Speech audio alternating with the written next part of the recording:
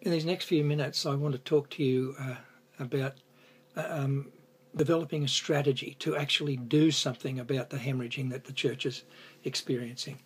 The first step, as I see it, is you need to construct a list. Find out who is actually missing. You'll get that from church clerks' records, from old Sabbath school cards, record cards, but you'll learn more from sitting down with the young people who are still at the church and talking to them. They will give you the names of all of the people that they remember who were once part of the church. You need to, the church needs to be on board totally.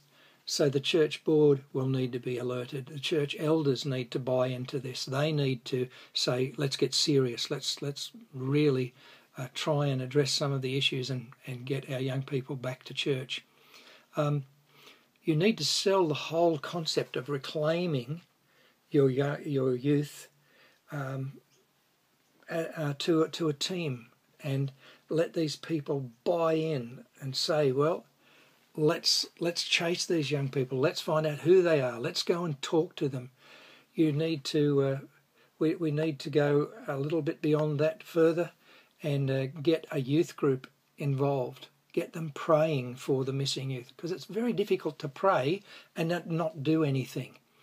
And then develop a strategy for contacting the young people. Ask, how are we going to go about doing this? My suggestion is that personal contact is best. You need to let the young person who has severed connection know that you're interested in them. Invite them to something that is neutral. They don't need to be invited to an evangelistic service, because for the most part, young people do not leave the church because they stop believing. The research has shown that it's usually a personal issue. It has something to do with interpersonal relationships more than with not believing the doctrines of the church. So inviting them to something that's neutral, a fellowship activity, so that they can begin to re-establish relationships. Assure that their friends at church make contact as well. When we visit with them, we need to make it short. We don't go with a judgment. We just go with saying, hey, we've missed you at church. We would love to see you back. Is there anything we can do to encourage you to return? We need to have opportunities for relationships to be re-established. And then when they do return, one of the key things that we will need to do is involve them in the church life again.